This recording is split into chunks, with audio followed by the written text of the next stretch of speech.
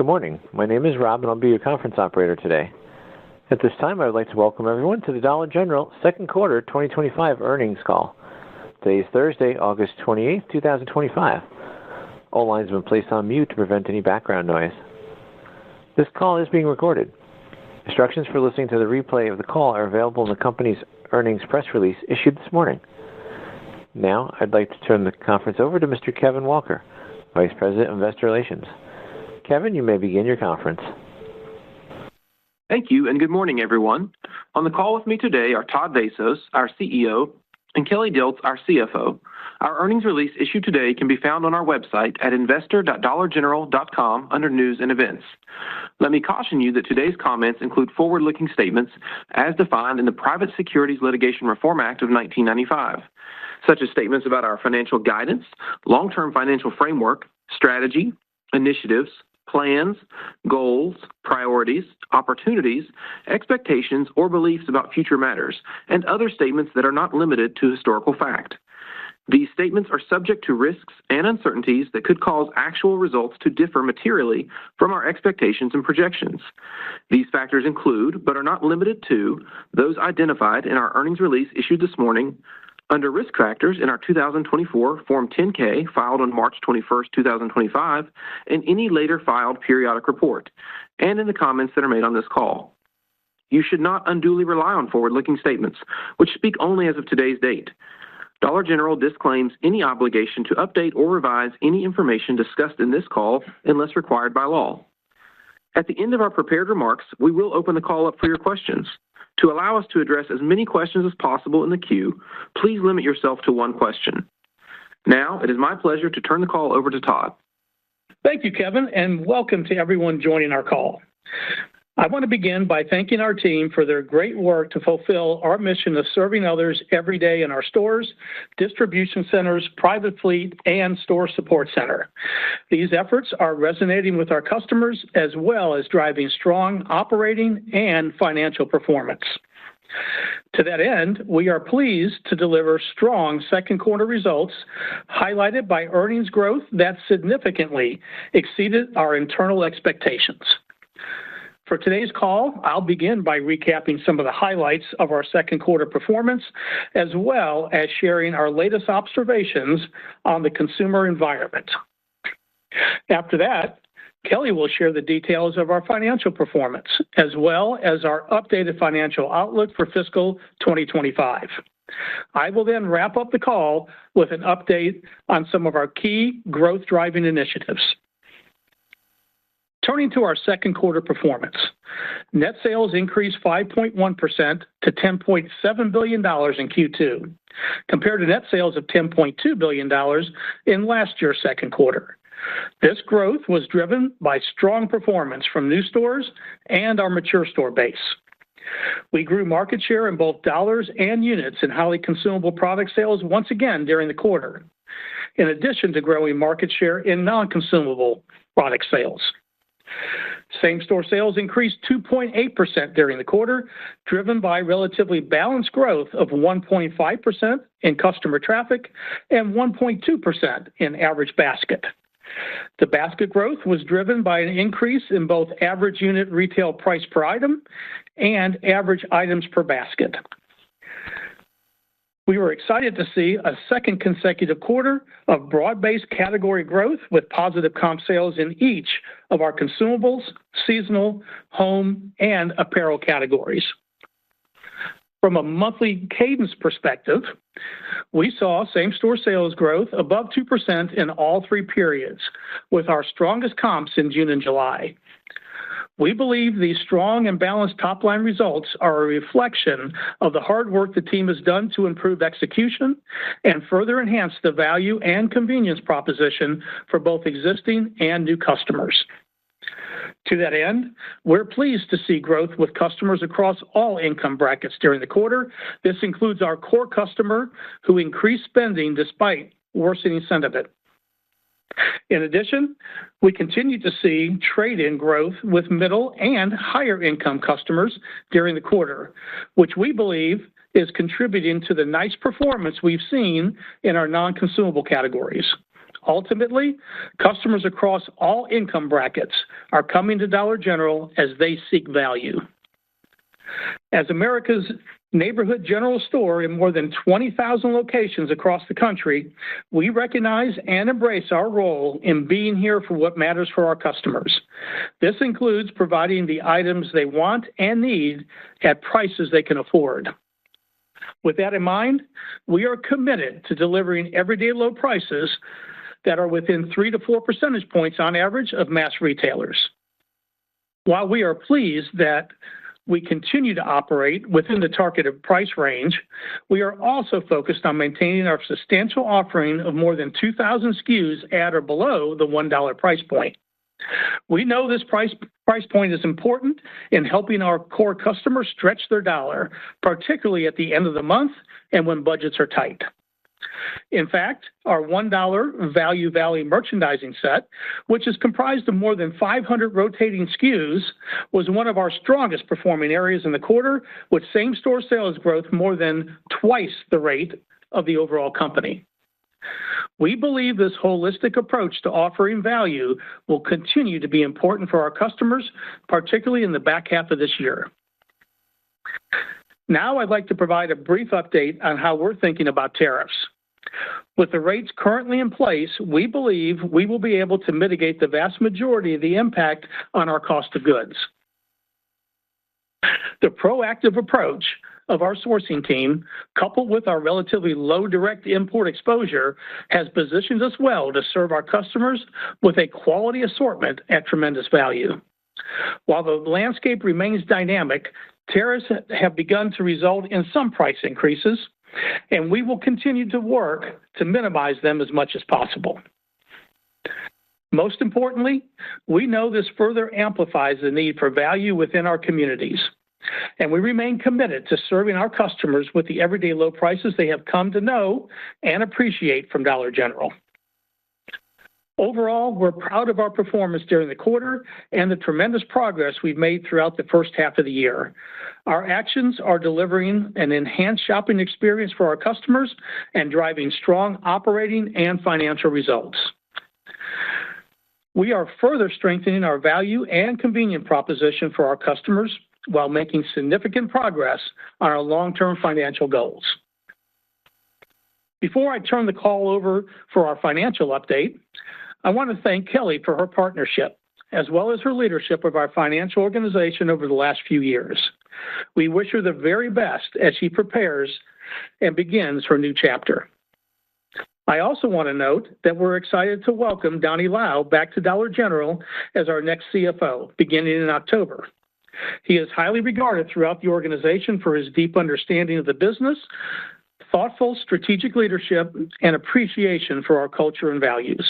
We look forward to his leadership of our financial organization as we seek to drive excellence and create long-term shareholder value. With that, I'd now like to turn the call over to Kelly. Thank you, Todd, and good morning, everyone. First, on a personal note, I want to express my appreciation to this team, our customers, and our shareholders. This is a special organization with a unique mission, and I'm grateful for the time I've had to serve alongside them. Now that Todd has taken you through a few of the top-line highlights of the quarter, let me take you through some of the other important financial details.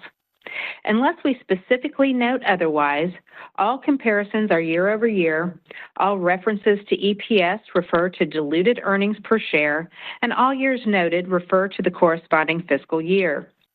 For Q2, gross profit as a percentage of sales was 31.3%, an increase of 137 basis points. This increase was primarily attributable to lower shrink, higher inventory markups, and lower inventory damages. Our focus on reducing shrink has continued to produce positive results, including a healthy year-over-year improvement of 108 basis points in the second quarter. We're excited to be outperforming the shrink reduction expectations contemplated within our long-term financial growth framework in terms of both timing and magnitude. Given these results, we're optimistic about the potential for shrink reduction to contribute more than 80 basis points toward the operating margin goal of 6 to 7% contemplated within our long-term financial framework. In addition, we were pleased to drive a reduction in damages in the second quarter, as our efforts in this area have begun to take hold as well. The gross margin increase was partially offset by increased LIFO provision, as well as increased markdowns and increased distribution costs. Now, let's turn to SG&A, which as a percentage of sales was 25.8%, an increase of 121 basis points. The primary expenses that were a higher percentage of net sales in the quarter were incentive compensation, repairs and maintenance, and benefits. Moving down the income statement, operating profit for the second quarter increased 8.3% to $595 million. As a percentage of sales, operating profit increased 16 basis points to 5.6%. Net interest expense for the quarter decreased to $57.7 million compared to $68.1 million in last year's second quarter. Our effective tax rate for the quarter was 23.5% and compares to 22.3% in the second quarter last year. Finally, EPS for the quarter increased 9.4% to $1.86, which exceeded the high end of our internal expectations.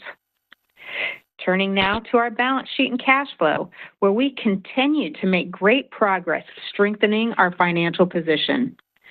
Merchandise inventories were $6.6 billion at the end of Q2, a decrease of $391 million, or 5.6% compared to prior year, and a decrease of 7.4% on an average per store basis.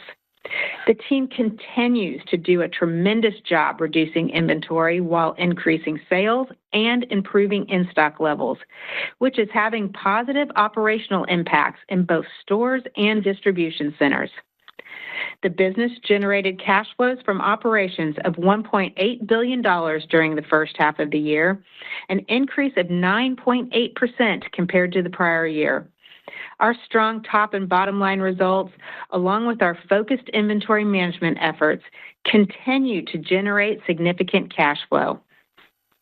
During the quarter, we returned cash to shareholders through a quarterly dividend of 59 cents per common share outstanding, for a total payment of approximately $130 million. Our capital allocation priorities continue to serve us well and remain unchanged. Our first priority is investing in our business, including our existing store base, as well as high-return growth opportunities, such as new store expansions, remodels, and other strategic initiatives. Next, we seek to return cash to shareholders through a quarterly dividend payment and, over time and when appropriate, share repurchases. And while our leverage ratio remains above our goal, which is below 3 times adjusted debt to adjusted EBITDA, we are making great progress towards reaching our target level. Importantly, we remain focused on improving our debt metrics in support of our commitment to middle BBB ratings by S&P and Moody's. Overall, we're very pleased with our operating performance and financial results. Our strong performance has positioned us to raise our financial outlook for 2025.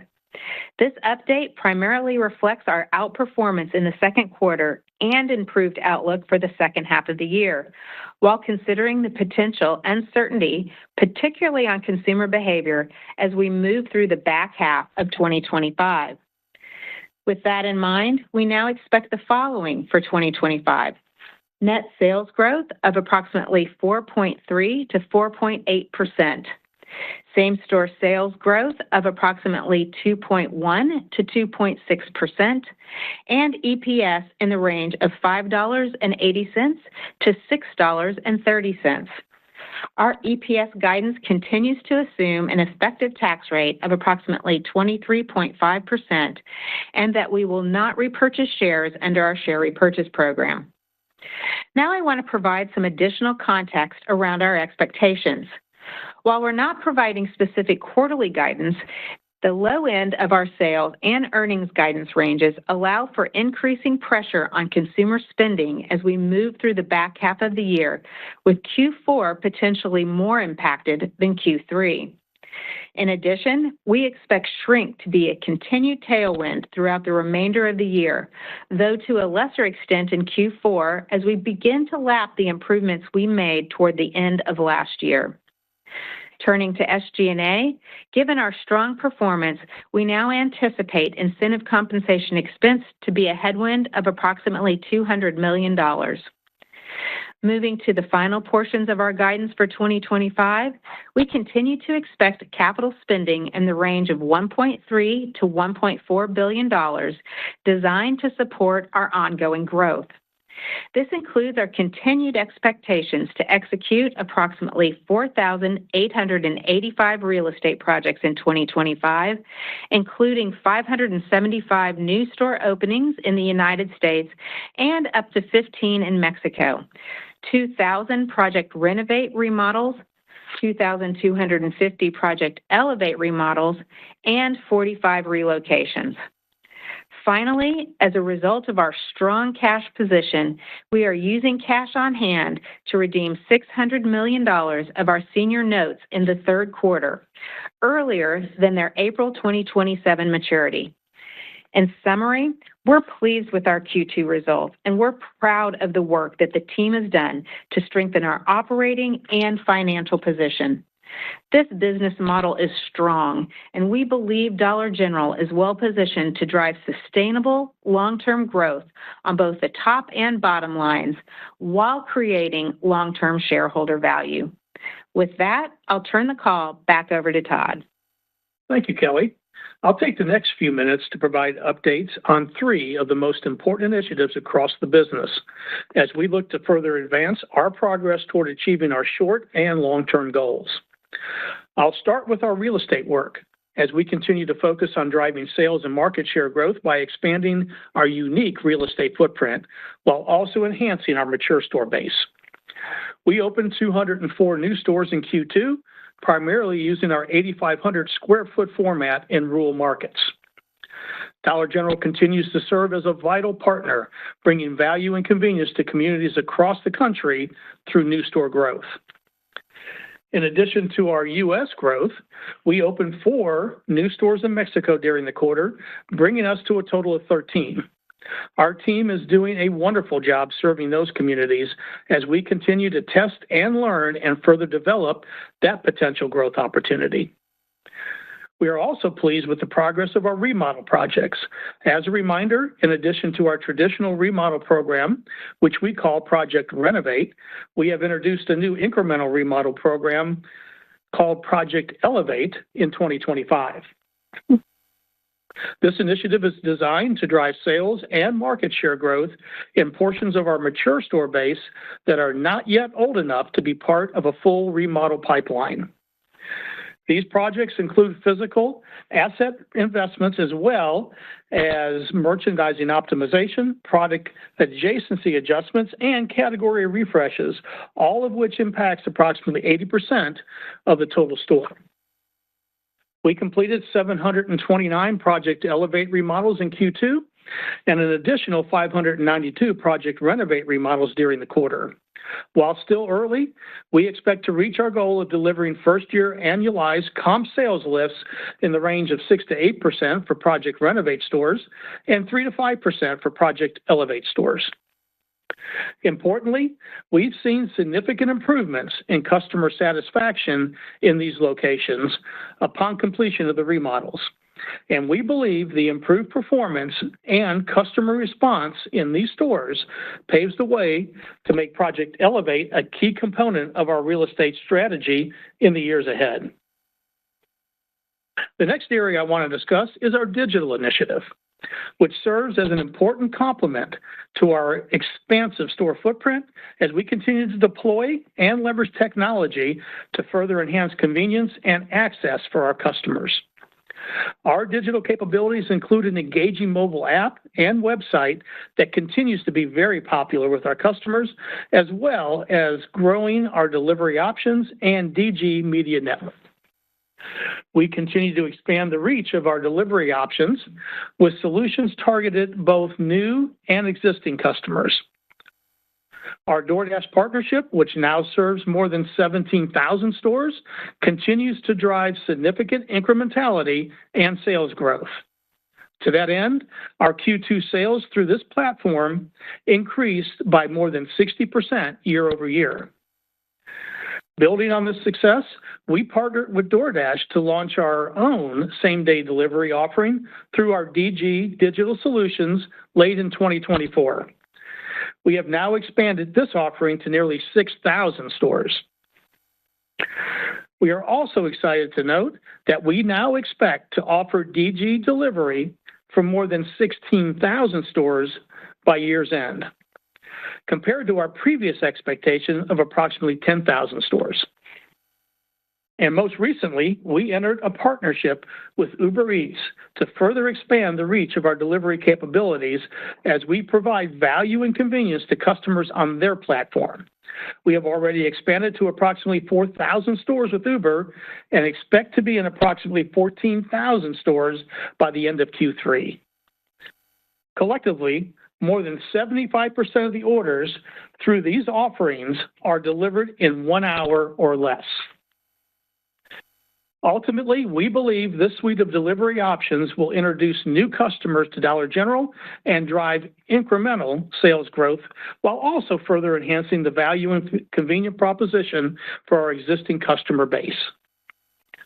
The linchpin of our digital initiative is our DG Media Network, which enables a more personalized experience for our unique customer base while delivering a higher return on ad spend for our partners.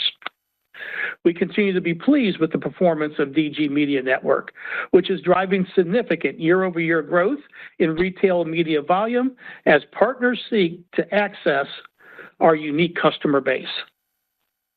This initiative is an important component of our strategy to deliver on our long-term growth framework, and we are excited about its potential.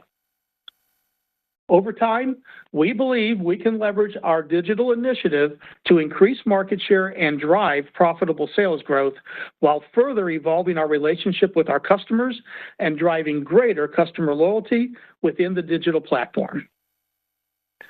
The final initiative I want to discuss is our non-consumables growth strategy. As a reminder, we are focused on a few key growth drivers in our non-consumable categories over the next 3 years. These include brand partnerships, a revamped treasure hunt experience, and reallocation of space within our home category. During Q2, we were pleased to deliver positive quarterly same-store sales growth in each of the 3 non-consumable categories for the second consecutive quarter. Notably, the magnitude of growth was broad-based, with same-store sales increases in each of these categories of at least 2.5%. Our brand partnerships are resonating with customers, and we have been pleased with the strong sell-through in many of these sets. As a result of this success, as well as our improved execution, our home products category saw its largest quarterly same-store sales increase in more than 4 years. In addition, our pOpshelf stores delivered another quarter of strong same-store sales growth. We continue to be pleased with the performance of the new store layout in this banner, including a greater emphasis on categories such as toys, party, candy, and beauty. The pOpshelf banner also continues to produce learnings that we are able to apply to our non-consumable categories in our Dollar General stores to further strengthen that offering for our DG customers. We believe our non-consumable sales performance, both in Dollar General and pOpshelf stores, also benefited from improved execution in our stores and supply chain, as well as from the expanded trade-in shopping we've seen from middle and higher income customers. These results, including strong sales performance and market share gains, continue to demonstrate that our treasure hunt approach is resonating with the customer. In turn, we believe we are well positioned to serve them in these discretionary categories in stores across both banners and ultimately drive further growth in both sales and gross margin. In closing, we're pleased with our second quarter performance. Operationally, we are improving execution, stabilizing our workforce through lower turnover rates, advancing our key initiatives, and enhancing our position for sustainable long-term growth. Financially, we're delivering balanced sales growth, significant margin improvement, and strong earnings, while also strengthening our balance sheet and operating cash flow. With that said, we have ample opportunity in front of us to drive growth and further improve our operating and financial performance, and this team is laser-focused on delivering on these goals. As an essential partner in communities across the country, our customers rely on Dollar General in all economic environments. Delivering on our mission of serving others continues to guide everything we do, and we are excited about our plans for the back half of 2025 and beyond. Lastly, I want to thank our more than 195,000 employees for their commitment and dedication, and I'm looking forward to all we can accomplish together in the second half of the year. With that, operator, we would now like to open the lines for questions. Thank you. At this time, we'll be conducting a question and answer session. If you'd like to ask a question, please press star 1 from your telephone keypad, and a confirmation tone will indicate your line is in the question queue. You may press star 2 if you'd like to remove your question from the queue. For participants using speaker equipment, it may be necessary to pick up the handset before pressing the star keys. So we may address questions for as many participants as possible. We ask you please limit yourself to one question. One moment, please, for our first question. Thank you. And the first question is from the line of Michael Lasser with UBS. Please proceed with your question. Good morning. Thank you so much for taking my question. Given that you are optimistic that shrink could contribute more than 80 basis points to your long-term financial framework, does that mean that you expect to be able to realize the 6 to 7% operating margin maybe as soon as next year, or alternatively, your long-term range should be recalibrated above 7%, or are you seeing anything in the environment that might suggest you'll have to take some of this upside in shrink and other factors and reinvest it back in the business in order to drive the top line? Thank you so much. Yeah, thank you, Michael. Great question. So we are definitely optimistic that we could potentially outperform on shrink and get a little bit more than those 80 basis points over the mid to longer term. But we're still targeting that long-term framework of 6 to 7% on the operating margin. This quarter just solidifies the fact that we feel good about where we are. Shrink is a big component of that, and we've got a lot of strategies and initiatives in place to achieving that long-term framework. And I think what's important for us is not only getting to that 6 to 7%, but also the sustainability of that operating margin as we go forward. The next question is from the line of Simeon Gutman with Morgan Stanley. Please proceed with your question. Hey, good morning, everyone. And Kelly, good working with you, and then eventually congratulations to Donnie. I'm going to ask you a two-part. You're welcome.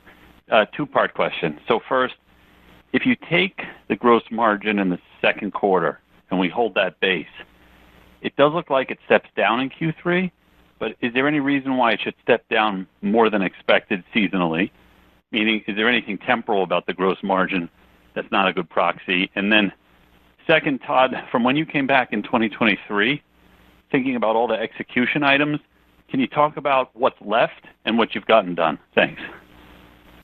Yeah, so I'll answer the gross margin question first. What we're seeing now is obviously just an outperformance on shrink. So 108 basis points this quarter of the 137 basis points improvement.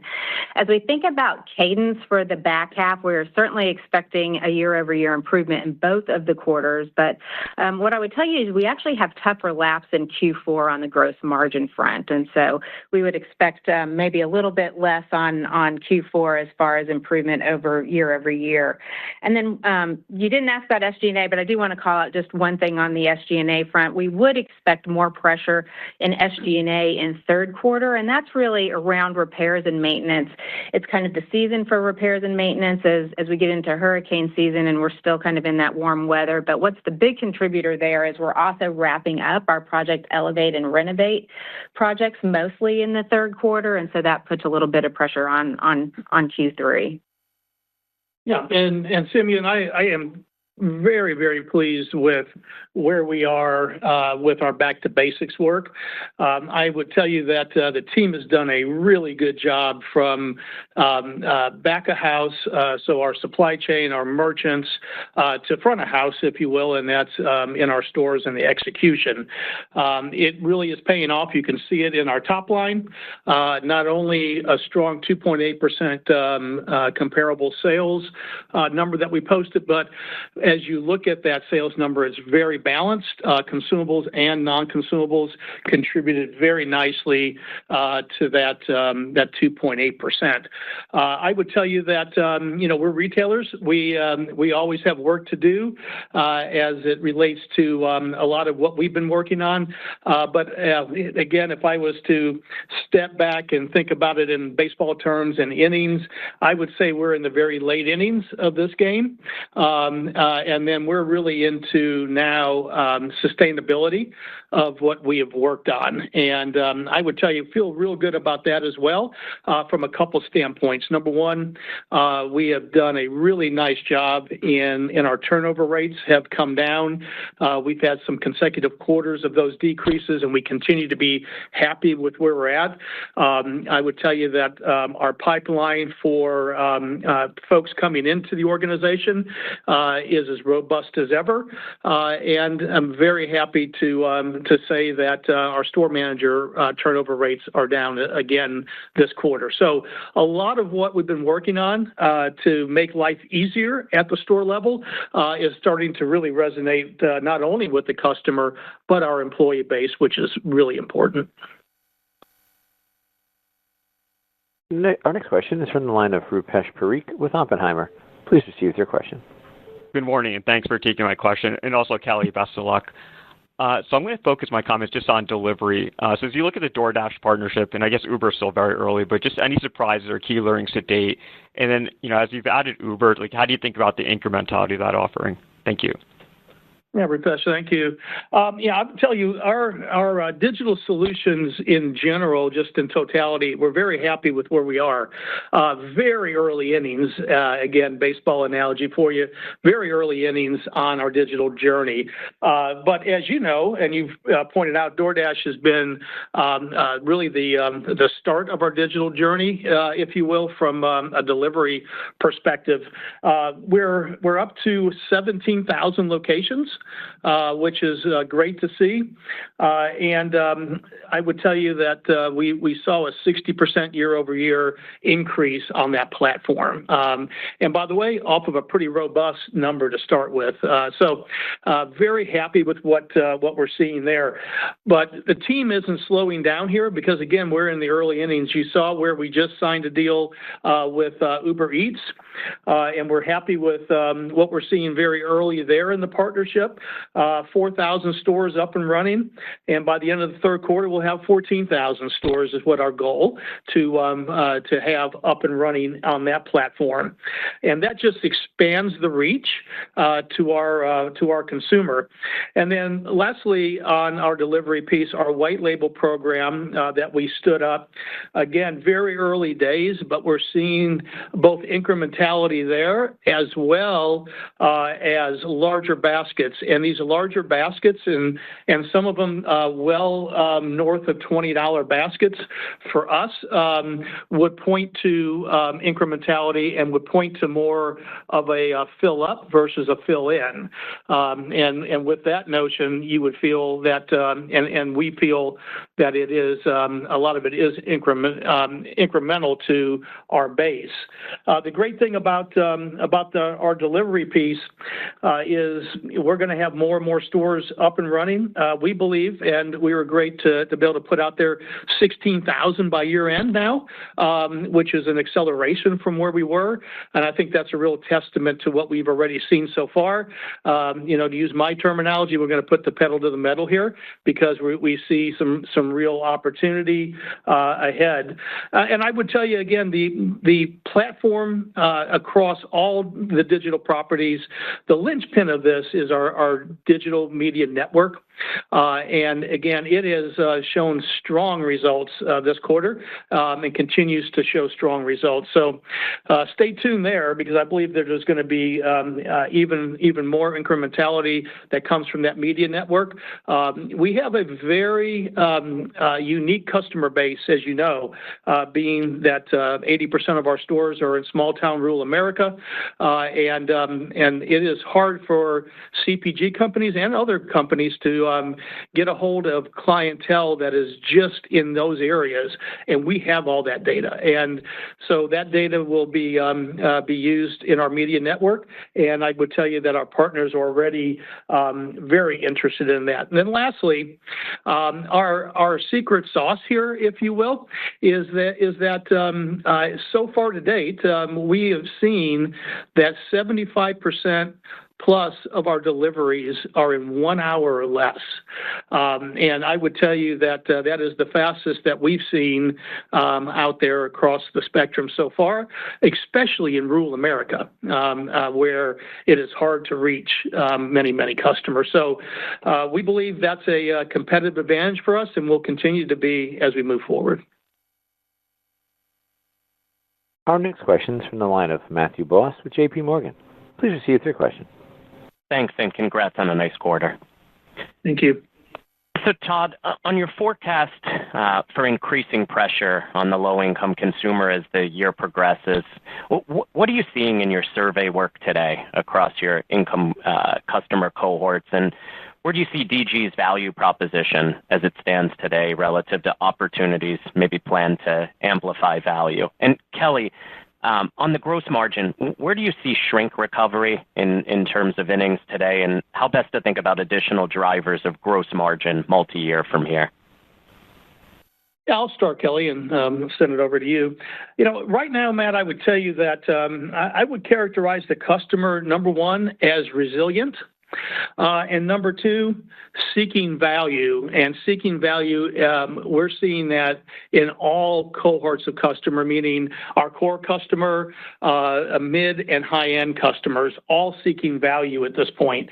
We're seeing it in our numbers. Our trade-in has been accelerating over the last few quarters. We saw that again, coming into and out of Q2.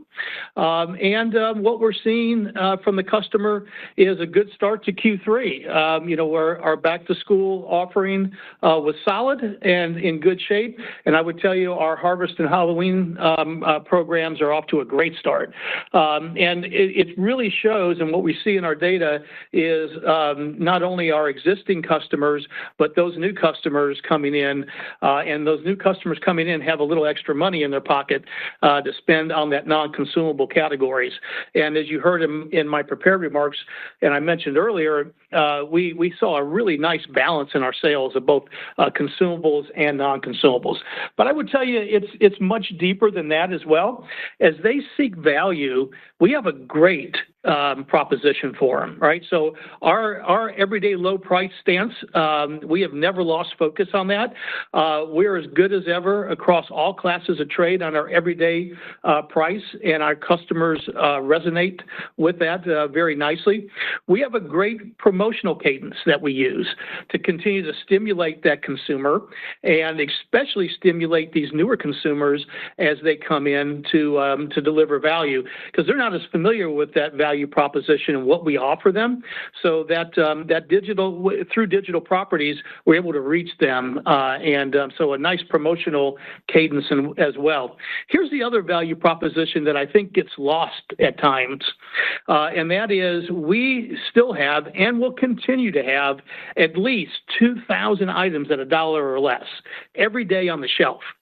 Matter of fact, our Value Valley area, which I know you know, Matt, pretty well, we have over 500 SKUs, and they're rotating SKUs at that $1 price point still today, with 2,000 overall inside the store. And I would tell you, in Value Valley and across the store, the gross margin on those items they exceed the category margins in each one of those items that they play in. So it's very sustainable for us.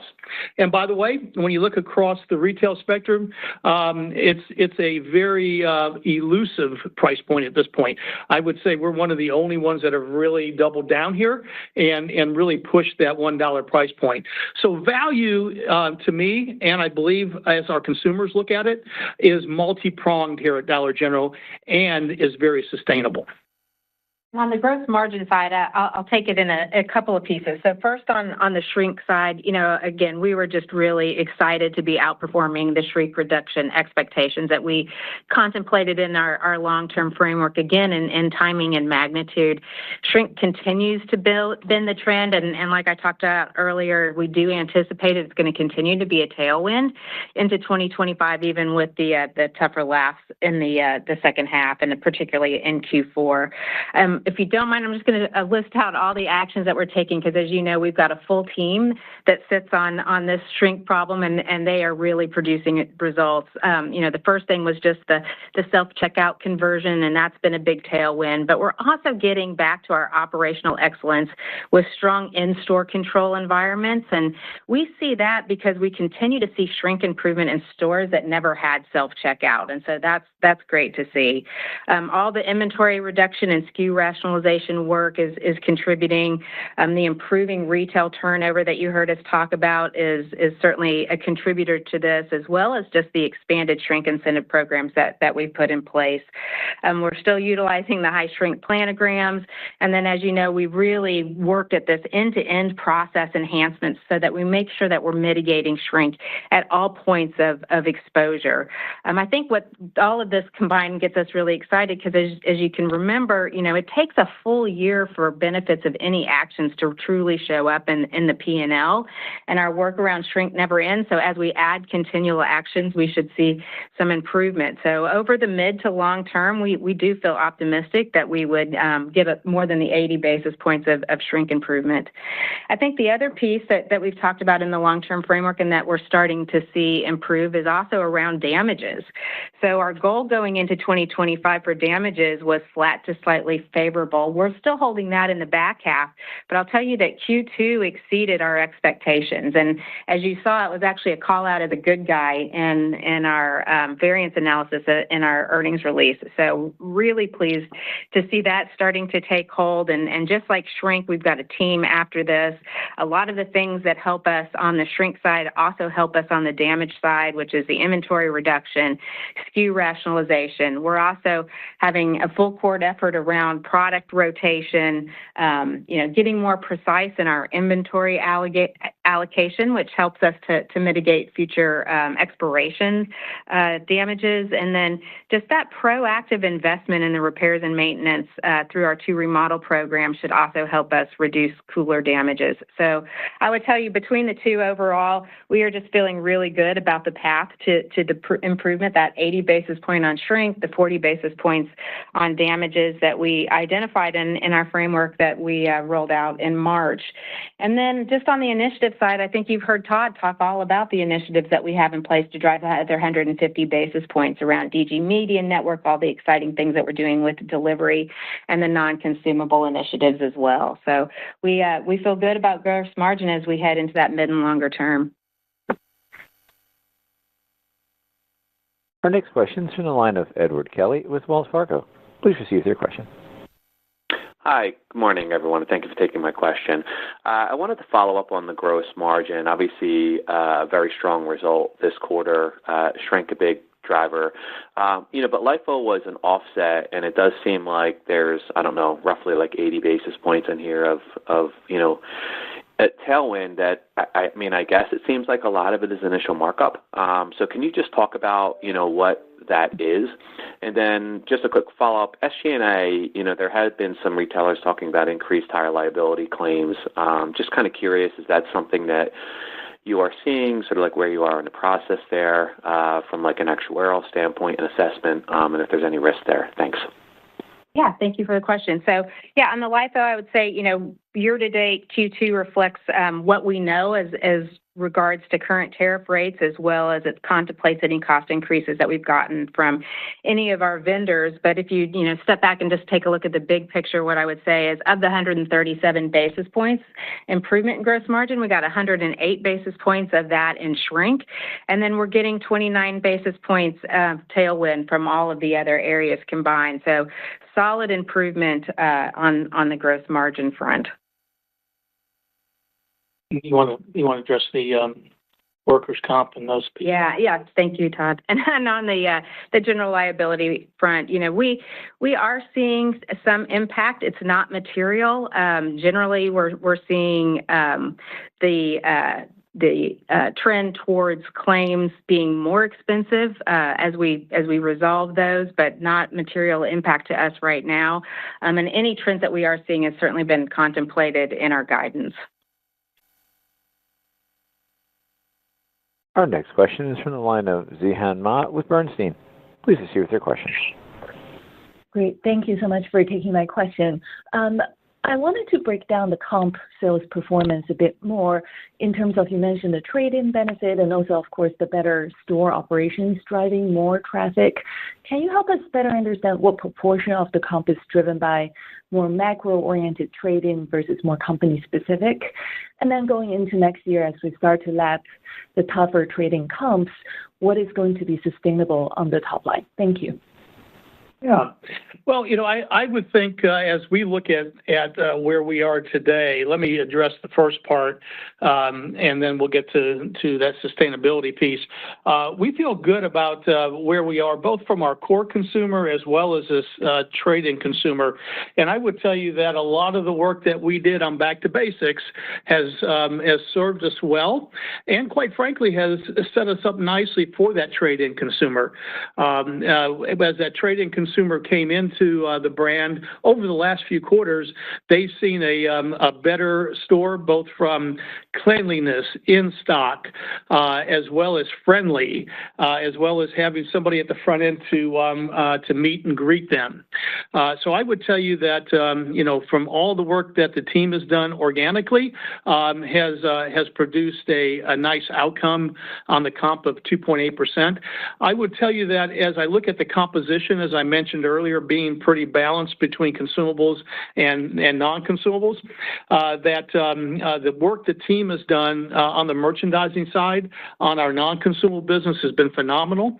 All these brand partnerships that we've been talking about, along with great execution at store level and the flow of freight from our distribution centers has all been very, very good to deliver that outsized comp that we saw in our non-consumable businesses. We believe as we move to the back half of the year, we're well positioned. Think about it this way. Right now, as we look at the back half of the year, our value proposition is as strong as ever. Matter of fact, we've got our $1 SKUs for the seasonal piece for the back half of the year. 25% of the offering is at $1 or less. So even in the face of tariffs, we've been able to maintain a $1 price point in our seasonal offering, which should resonate with the consumer. Matter of fact, 70% of the total offering is at $3 or less. So again, the team has done a great job. What that shows me, and I believe will show in our results with our customer, is that value is alive and well at Dollar General, and they're seeing that as they trade into the brand. So I would say it's really both sides. It was some self-help, but also that consumer coming into the brand. But without that self-help, I'm not so sure that she would have stuck with us. So that really brings me to the second part of your question. And, we do this very well, and that is being able to retain that trade-in customer. We've got a playbook that is very robust and dense. We digitized it a few years back coming out of COVID. And when I mean by digitize it, we had a great playbook coming out of the Great Recession, call it that 2010-11 timeframe. We digitized it coming out of COVID in 21, 22. And now we're pulling that playbook back out. Matter of fact, we've already started marketing to these new customers digitally to one, continue to keep them engaged, and two, hopefully keep them on that Dollar General journey, even if times start to get a little better or different for that core consumer. So, for that trade-in consumer. So we're working on all angles, as you would imagine from Dollar General, but comp sales are the lifeblood of this business, and we're pushing to deliver a comp at or above where we said we would be. The next question is from the line of Chuck Grom with Gordon Haskett. Please proceed with your question. Hey, thanks. Good morning. Real nice work here, Todd. It seems like the only really missing ingredient here is getting the comp back above 3% and being able to do it consistently. I guess, how are you feeling about that opportunity, and what are the drivers to get there? And then, Kelly, on the gross margin line, a lot of questions there. Can you talk about the interrelationship between shrink and inventory damages, and maybe size up the damages opportunity relative to maybe where you were the past couple of years? Thank you. Yeah, Chuck, thanks for the question. In our long-term framework, as you probably recall, we feel very comfortable in that 2 to 3% to deliver that. Now, we're retailers. You know me pretty well. You know this team well.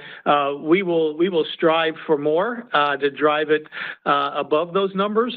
But I would tell you, we feel very comfortable in that 2 to 3 range as we go forward. Now, in saying that, we've got a lot of drivers, not only the self-help that we talked about, not only that great value proposition that we continue to have for our core consumer as well as these trade-in consumers, but what we also have is a plethora of initiatives. So when you start to think about our project Renovate and Elevate stores, those are great comp drivers. Matter of fact, our mature store base really threw off a very nice comp this past quarter.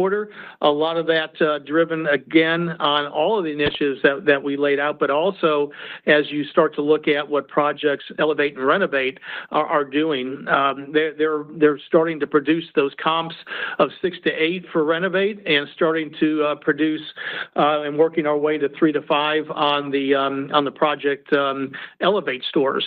So those are all great mature store-based comp drivers, and we've got a long runway for that, as you would imagine, over the next few years, with 20 to almost 21,000 stores now in the portfolio. So we've got a great opportunity there. And by the way, the customer response has been overwhelming on these remodels. And as important, so has our employee base has really loved the remodels, and because they're very proud because the customer is loving it. And then lastly, we want to deliver a very balanced portfolio of sales. And so those non-consumable initiatives continue to be very important. And I would tell you that that Pop Shelf will continue to be important for us as we continue to test and learn, and then bring back to the mothership, if you will, Dollar General, those learnings, and then deploy those across the chain. We're doing that as we speak, and I believe that's been some of the comp driver you've also seen on our non-consumable businesses. And then just as I think about shrink and damages, one thing I'd just like to say is seeing shrink and damages improve together is a real positive. And so, we've talked a lot about shrink, so maybe I'll just give you a little bit more color on the damage side. Like I noted just a little bit earlier that, we did expect damages to be flat to slightly favorable as we work towards that 40 basis points improvement over our mid to long-term framework. And we believe we're well on our way to that, with Q2 exceeding our expectations there. And so, as you're probably noting in your question, a lot of the things that improve shrink will also improve damages, and we're seeing all of those things come to fruition. And so we feel good about our ability and our path to that 40 basis points of improvement. The next question comes from the line of Seth Sigman with Barclays. Please proceed with your question. Hey, good morning, everyone. I wanted to focus on SG&A. Q2 seemed unique because of the incentive comp returning. You talked about maintenance and repairs, I guess, in Q3. Can you talk a little bit more about the path back to normal operating leverage in light of the 2 to 3% comps that you mentioned? I guess a lot of costs have come back over the last 2 years, including this year to date. Should we assume this is just catch up and then we enter next year with a more normal expense base? How do you guys think about that? Thank you so much. Yeah, no, that incentive piece is certainly a big headwind for us this year at almost $200 million. And so I think, probably a more normalized rate is one that we would exit out of this year as we think about, going into 2026. I will say, there's just been a ton of work around just making sure that we're mitigating SG&A deleverage as we move forward. It's part of our framework that we called out, so that's a huge focus for us, specifically around simplifying work and driving efficiencies, as well as we think about the CapEx side and how it plays into depreciation, just optimizing CapEx to stabilize depreciation and amortization. And so, working hard to make sure we're mitigating that SG&A deleverage. And then with all of the gross margin levers that we have in place, that's where we feel really good about getting to that 6 to 7% framework as we go over the mid to longer term. The next question is from the line of Kelly Bania with BMO Capital Markets. Please proceed with your question. Hi, good morning, and best of luck to you as well, Kelly. Thank you. Wanted to dig into the comps on the discretionary side. Sounds like they were in that maybe 2.5 range, but can you unpack that between the price mix and units, and just help us understand what is in the plan in terms of inflation for those discretionary categories in the back half? Yeah, that's a great question. I would tell you that the AUR was very similar year over year in those categories.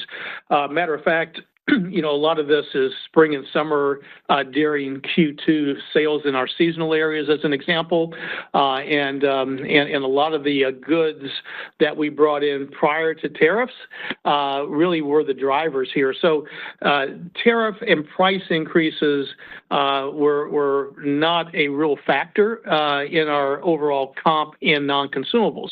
And as I mentioned earlier, even with tariff numbers starting to flow into our seasonal home and other categories, we're still holding price points on many of them. And you heard me mention the 25% of our holiday assortment will be at $1 or less, and as we look at 70% of our offering still being at $3 or less. So I would tell you that that the team has done a really good job of trading off items and bringing in new items for the seasonal areas to keep price points pretty stable for our consumer overall, especially as we look at our non-consumable businesses. So I feel as if the business is very stable but growing, and the reason I'm bullish there is We're seeing the takeaway early on our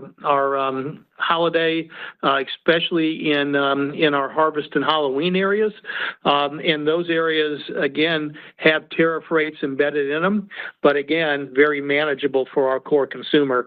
And then lastly, I would tell you that all of the work that the team has done in non-consumables is really starting to come together and start to generate this positive momentum we're seeing. To your point, each of the three major categories in our non-consumable areas comped at 2.5 plus. Some of them, a couple of them crossing the 3 mark. And I would tell you, feeling really good about that sustained momentum as we go forward with all the work that the team has done through brand partnerships, as well as what the team has done at execution at store level. And I can't say enough about that. That is a very big component, especially for our trade-in consumer that's coming in to resonate with these items. The next question is in the line of Peter Keith with Piper Sandler. Please proceed with your question. Hey, thank you. A nice quarter, guys. And Kelly, best wishes. Thank you. I was wondering if you had an early view on how the One Big Beautiful Bill will have an impact on your core customer. And then maybe digging into that a little bit, it looks like SNAP dollars will get cut starting in October, maybe by about high single-digit %. Is that something that's factored into the outlook? Do you think that will have any impact? Yeah, let me take the first one first. Everything we know to date is factored into our outlook. Now, we don't believe any SNAP things that are out there, especially those related to work requirements, will be very impactful for us. As we went through this a few years ago, the work rule requirements was not really a factor for that SNAP customer for us. Now, as you look at the bill in totality, whether it's this year and items that will be coming up from 26 through 29, we believe overall it should be a little bit of a tailwind for our core consumer. Some of you may be surprised at that, but I would tell you, as you look at those areas, especially the ones that are already in play, even though a lot of them won't be, they won't recognize the income until tax time next year. Things like no tax on tips. Up to the levels, no tax on overtime, the Social Security no tax pieces. All of that is very beneficial for our core consumer, and we believe we'll get our fair share of those benefits as we move forward. So a lot of positives, at least initially early. Some of the headwinds, broader SNAP cuts perhaps, and a few other things that probably come more in late 26, 27, 28. We'll continue to watch for and see how they progress and what they look like. But overall, feel really good about what our core customer initially will see from these tax benefits. We believe it really will be, including the child tax credits, will really be a benefit for our core consumer. Thank you. Our last question is from the line of Robbie Ohms with Bank of America. Please proceed with your question. Oh, thanks for sneaking me in here. Todd, can you just talk about what Dollar General, remind us what you guys are doing on the fresh initiatives you guys are doing with DG Market, and maybe how you see competing with Walmart and I guess maybe even Amazon at some point, trying to get more fresh food delivery into the rural markets. Yeah, thank you for the question. We're really proud about the work that we've done in these fresh categories, and quite frankly, that work has been going on and accelerating for the last 12, 13 years here at at Dollar General. As a reminder, we stood up our own fresh distribution network in 2021 and into early 22, which has given us a real leg up and opportunity to get product to our stores timely and in full. We've got produce now in 7,000 plus stores. We've got fresh meat in thousands of others. We are building our DG market concept and also putting produce in even outside of DG market concept in our Dollar General stores where it makes sense, especially as you mentioned in rural America. And the great thing about our delivery pieces is that, and we're already seeing it in rural America, where folks are buying those fresh items, fresh, frozen, deli, dairy, produce online and being delivered in an hour or less to our consumer base.